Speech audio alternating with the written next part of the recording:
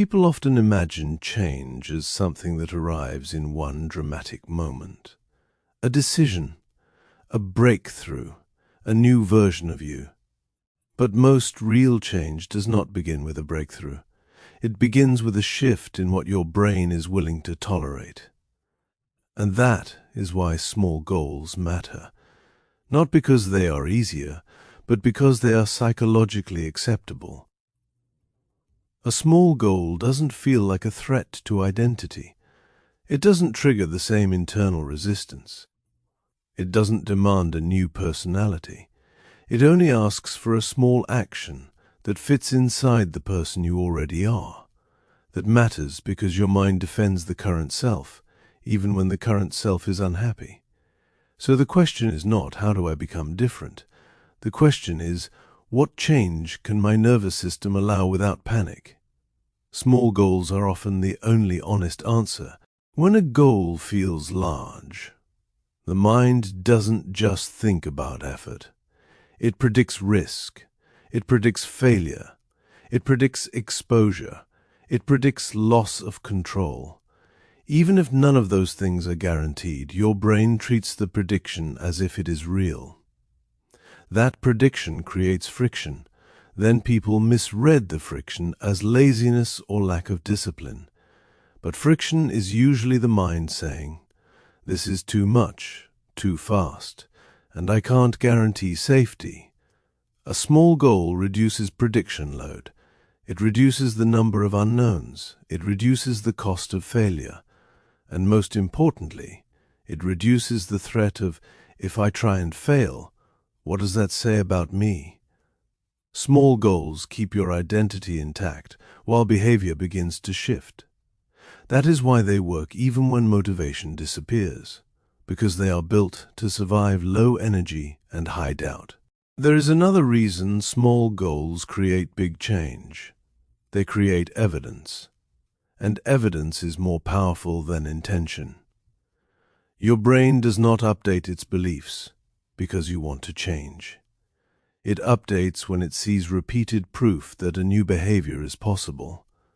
Think of it like a courtroom. Big declarations are not evidence. They are speeches. The brain wants data. Small goals produce data quickly.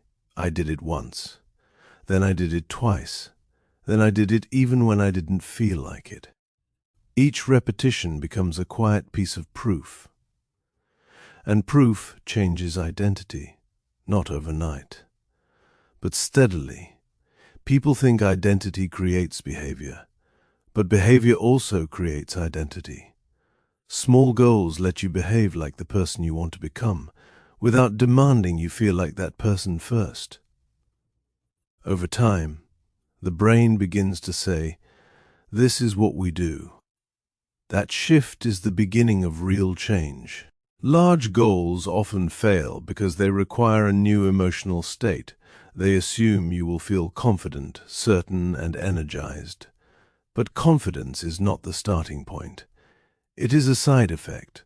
Small goals do not require confidence. They require only willingness to begin. And that is a completely different psychological demand. The reason big goals feel inspiring is because they live in imagination.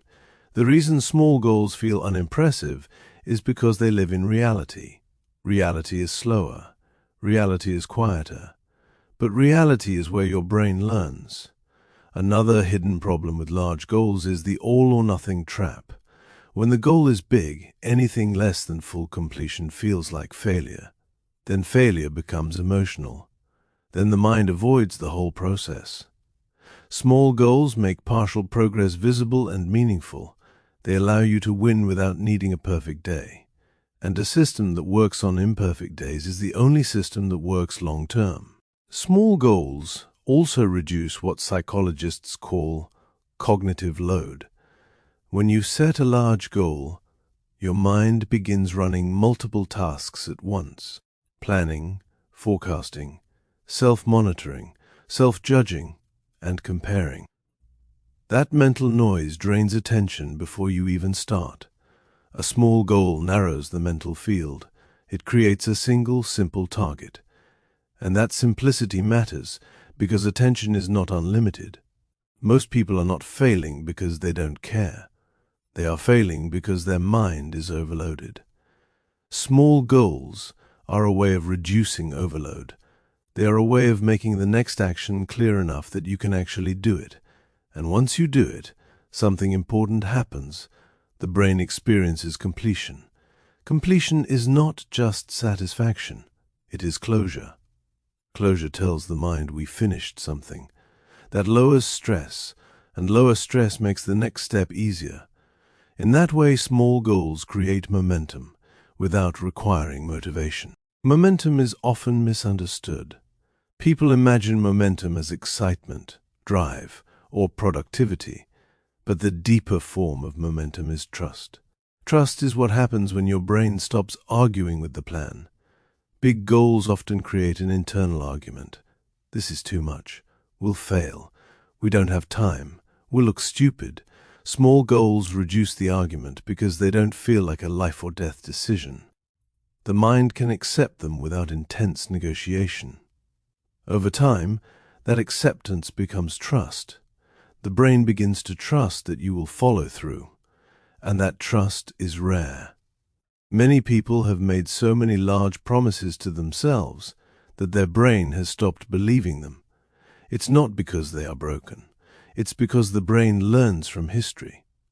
Small goals rebuild credibility. They are how you regain trust with yourself. And once trust returns, behavior becomes smoother. You don't need to force yourself as much. You don't need to hype yourself up. You simply begin. There is also the fear of commitment hidden inside large goals. A big goal often feels like signing a contract with your future self. And that contract feels dangerous because life is uncertain. People avoid big goals not because they hate progress, but because they fear being trapped by the goal. A small goal feels flexible. It feels like a test, not a contract, and your brain prefers tests. Tests keep options open. Options feel safe. That is why small goals create action. They allow movement without the psychological risk of what if this changes my whole life. Ironically, that is exactly how life changes. Not through one grand decision, but through many small actions that your mind allows. The brain is not designed to leap. It is designed to scan for safety. Small goals are a way of moving forward while the brain is still scanning. You don't need the scan to end. You just need it not to stop you. Another reason small goals work is because they interrupt the fantasy cycle. Large goals often create a powerful fantasy. When I do this, I'll finally feel different. And the fantasy can feel so good that it replaces action. Planning becomes the reward. Imagining becomes the reward. You feel progress without doing progress. Small goals are harder to fantasize about. I will do 5 minutes is not a dramatic story. It doesn't create the same emotional high. But it produces real change because it forces contact with reality. This is why the brain sometimes resists small goals in a different way. It may say, "That's pointless." Not because it is pointless, but because it doesn't provide the emotional satisfaction of dreaming big. Small goals are not exciting. They are effective. And effectiveness often feels boring at first. But boredom is not failure. Boredom is the sound of reality working. Over time, the brain learns to respect boring results more than inspiring fantasies. Small goals also teach you something critical: the difference between discomfort and danger.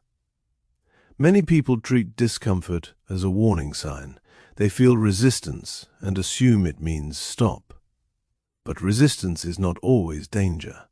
Often, it is simply novelty. The brain treats novelty as suspicious. Small goals provide controlled exposure to novelty. You step into a new behavior in a small dose. Then you step out. The nervous system learns, we survived. That survival message matters. It slowly changes the emotional meaning of the behavior. Over time, the action becomes less threatening. This is one of the most underestimated parts of change. People think change is about effort, but a large part of change is about emotional reclassification. The brain must reclassify the action from threat to normal. Small goals are the most reliable way to create that reclassification, because they keep the nervous system within tolerance, and what stays within tolerance can be repeated. What exceeds tolerance gets avoided. This is why starting small is not a trick. It is a strategy built around how the brain learns. A brain does not become brave through speeches. It becomes brave through repeated safe experiences. The smallest goal that you actually do is more powerful than the biggest goal you only think about, because the brain trusts behavior, not intention. And once the brain trusts behavior, it begins to cooperate. Cooperation is what people call discipline. But discipline is often cooperation, not force. When the brain cooperates, you feel less internal drag. When it does not cooperate, even simple actions feel heavy. Small goals increase cooperation. They reduce drag. They create a rhythm. And rhythm matters because rhythm removes decision-making. When a behavior becomes rhythmic, it stops requiring daily debate. That is the real victory, not being motivated, but making the behavior so normal that motivation becomes irrelevant. Small goals are the doorway to that normality. Now, why do small goals lead to big change over time? Because systems compound. People understand compounding in money, but not in behavior. A small action repeated does not stay small. It accumulates. It changes your environment. It changes your self-image. It changes what feels normal. Those changes then make bigger actions possible later. The key is that the big actions are not forced. They become available. It's like walking up a slope. You don't jump to the top. You move until the next step is easier than the last. This is why the first stage of change often feels slow. You are not getting results. You are changing what is possible. That is invisible work. But invisible work is still work. And it matters more than visible progress because it shapes the future. Big change is not created by a single heroic effort.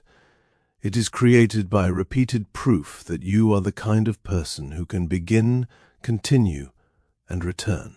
There is a subtle emotional shift that small goals create. They reduce shame. Large goals often carry a hidden message. If I can't do this, something is wrong with me. Then the goal becomes a test of worth. And when worth is on the line, people avoid the test.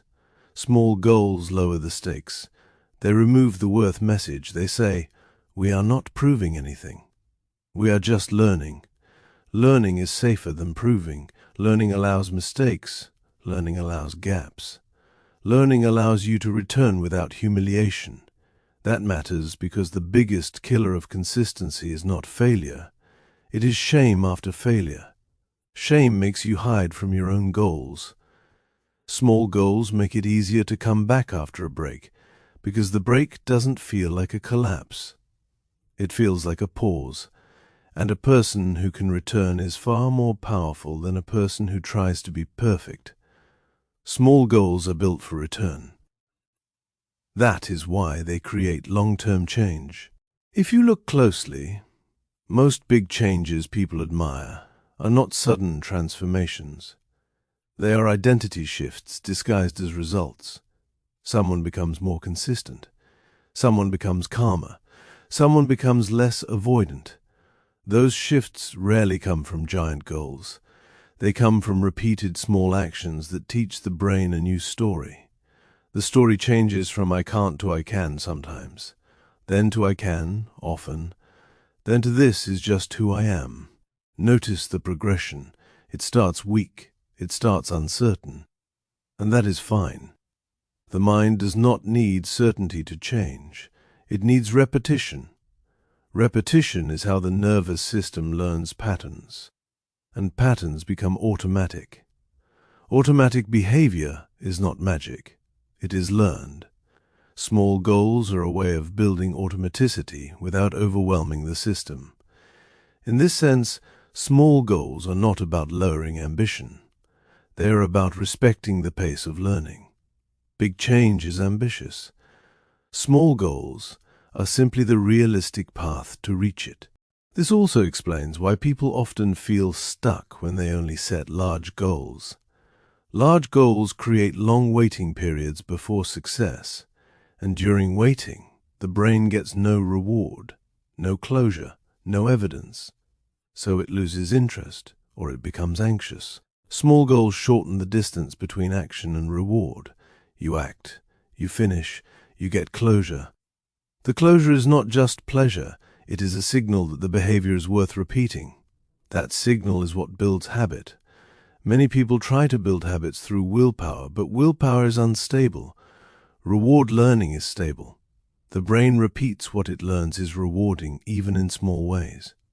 That's why tiny wins matter. They are not childish, they are neurological reinforcement.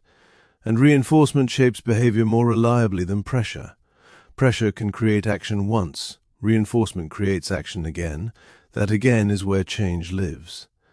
Not in one big day, but in many ordinary repeats that slowly redefine your baseline. There is also something else small goals protect you from: the crash. Large goals often produce a burst of effort followed by collapse. People confuse that burst with progress. But progress is not the burst. Progress is what you can sustain. The crash happens because the nervous system cannot live in high intensity for long. It will shut down. Then people interpret shutdown as proof they are not capable. But capability was not the issue. Regulation was. Small goals regulate intensity. They keep effort at a level you can return to tomorrow. That is why small goals feel slower, but create faster long-term change. They prevent the restart cycle. Restart cycles are expensive because they require motivation to rebuild. A stable small goal does not require rebuilding. It stays. And because it stays, it accumulates. People overestimate what they can force in a week and underestimate what they can build in a year. Small goals are how you build for the year, not for the mood of the day. Now, none of this means small goals are always comfortable. They can still trigger resistance. But the resistance is smaller, and that matters, because resistance is not a wall. It is a signal of threshold. If a goal triggers intense resistance, it is likely beyond your current threshold. If it triggers mild resistance, it is within reach. Small goals let you work at the edge of your threshold without falling off the cliff. That is where growth happens, at the edge.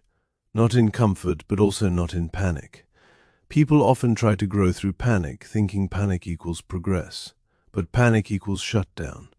Sustainable growth happens in controlled discomfort. Small goals create controlled discomfort. They let your brain adapt without trauma. Over time, the threshold expands. Then what once felt difficult becomes normal, and when something becomes normal, you stop needing to push. You simply do it. That is why the best sign of change is not intensity. It is calm repetition. Small goals create calm repetition. At some point, people ask, but if the goal is too small, does it even matter? The answer is yes, if it is real. A small goal matters because it shifts the relationship between you and action. It turns action into something you do, not something you plan.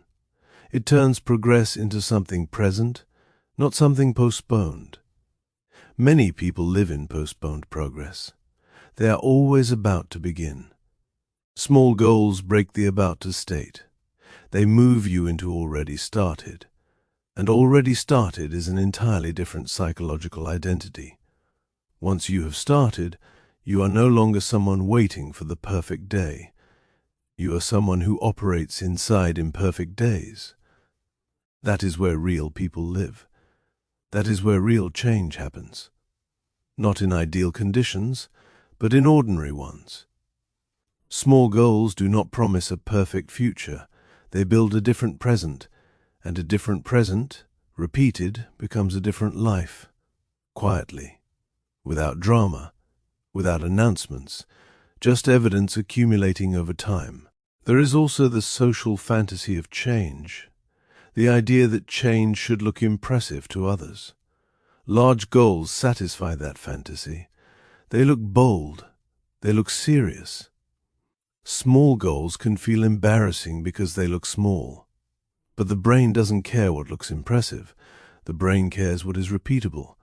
Repeatable actions are what build identity, health, skill, and stability. That is why many people stay stuck. They are trying to change in a way that looks strong rather than in a way that works. A small goal is not a performance. It is a private contract with reality. And reality is not impressed. Reality only responds to repetition. This is one of the hardest emotional truths for people who are intelligent and self-aware. Intelligence makes you capable of designing huge plans, but huge plans do not guarantee execution. Small goals return you to execution. They are a way of respecting that behavior is more powerful than analysis. And this channel is about that, understanding why the mind resists, so you stop taking resistance personally.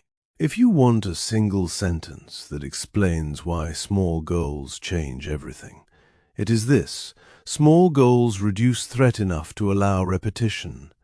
Repetition creates evidence. Evidence creates identity. Identity creates momentum. Momentum creates scale. Notice the order. Scale comes last. Most people try to start with scale. They try to start with the final version of themselves. That is why they crash. Small goals are the beginning because they build the base. They build trust, tolerance, and rhythm. Then bigger steps become possible naturally, not through pressure but through capacity. This is the difference between forcing and growing. Forcing creates short-term motion and long-term resentment.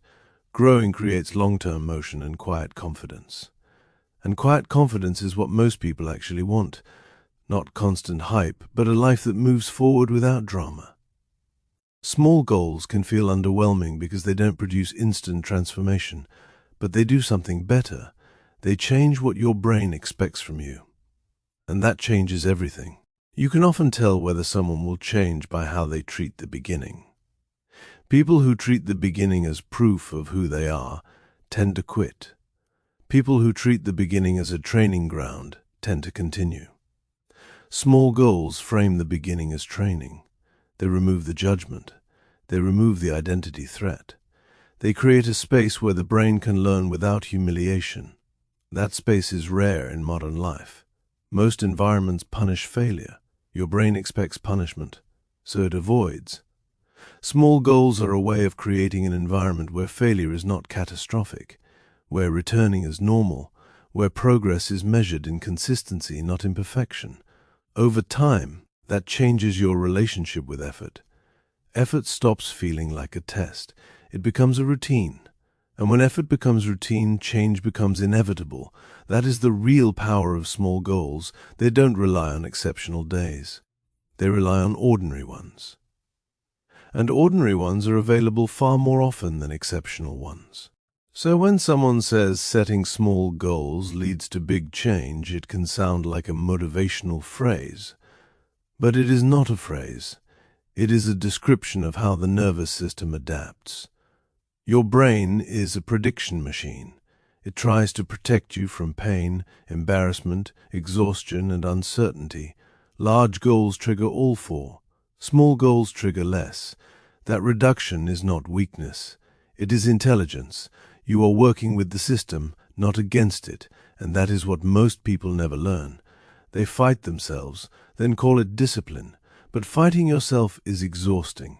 Sustainable change is not a fight. It is an alignment. Small goals create alignment by making the next step emotionally acceptable. Then the brain cooperates. And cooperation produces consistency.